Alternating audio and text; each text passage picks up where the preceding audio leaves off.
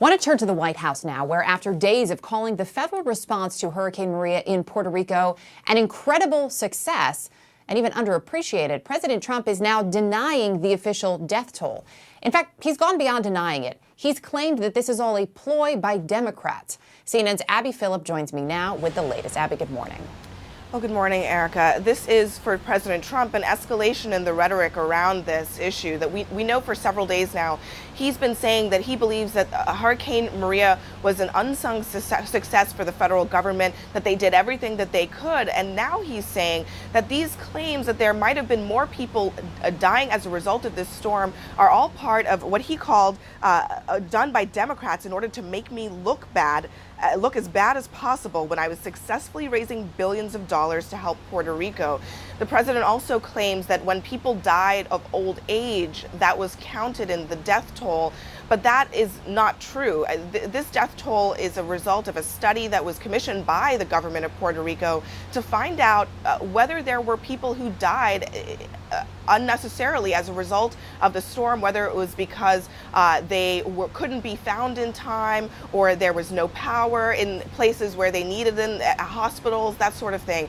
And the president is not addressing any of that, really. He's just simply focusing on what he says is a conspiracy against him when it comes to this death toll. This is coming really at a bad time for the White House. They're trying to refocus attention to Hurricane Florence. They're trying to reassure people in the path of this current storm that the federal government is working as hard as possible on this issue. But President Trump is trying to relitigate Hurricane Maria, trying to get accolades for it. But clearly there's a lot of disagreement on this issue. And frankly, Erica, I think a lot of people on the ground in Puerto Rico, whether or not they agree 100% with these death toll estimates or not, believe that perhaps more should have been done. But you don't hear that at all from President Trump. And last I saw, Abby, there were no public events that we knew of for the president today. Do we know if what he has on his schedule in terms of perhaps meeting with FEMA? We're waiting on a briefing from FEMA coming up, or just how in touch he is with the developments about Hurricane Florence with his officials today? Or are they tight-lipped on that?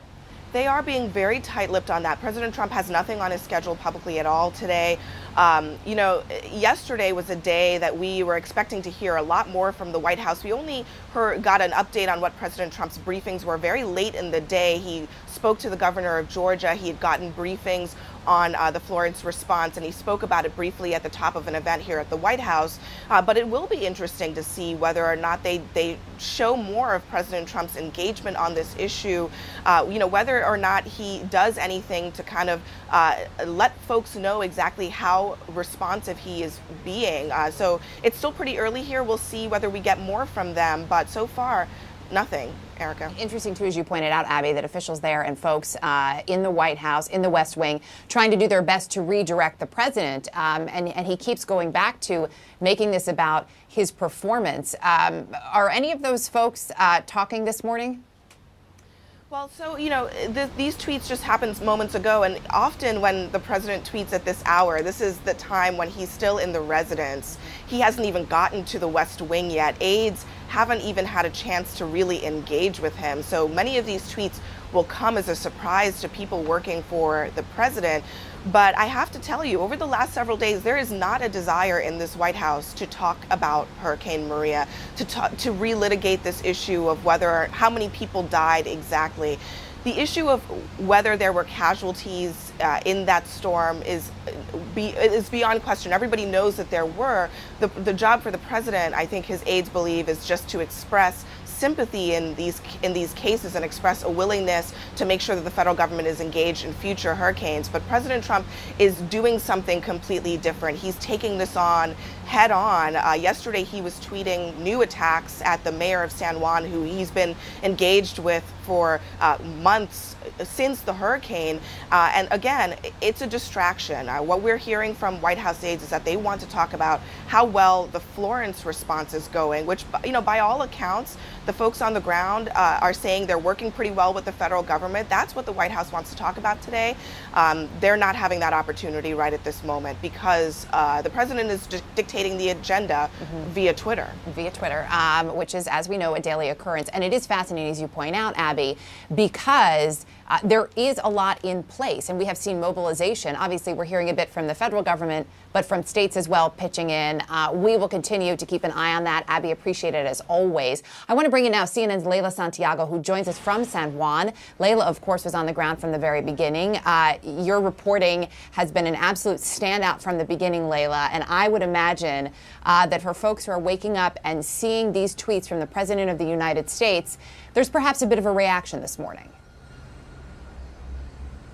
Right. Listen, this just happened, and I can tell you that this will likely have a big response, just like it did when the Harvard study came in that actually put this number at much higher, around 4,600, the death toll. So let me just sort of paint the picture of what I've seen in just the last few days that will likely give a better idea of what Puerto Ricans will have to say and how they will feel about this. As we have traveled around Puerto Rico a year later in the last few days, people are still traumatized by this hurricane. And one of the things that I have heard over and over is, I lost someone. I lost more than a home. I lost more than family and friends who left this island. I lost a loved one, someone who died as a result of this storm. And one of the things that President Trump may not really be looking at here is that, yes, when he came, the death toll was at 16 certified deaths.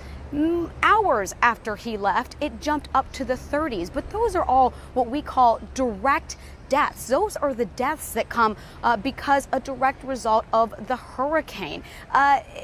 This number that spikes up to 3,000 includes the indirect deaths. Those deaths that have been a result of the conditions of living here, of being 11 months without power. That's how long it took to restore for some people.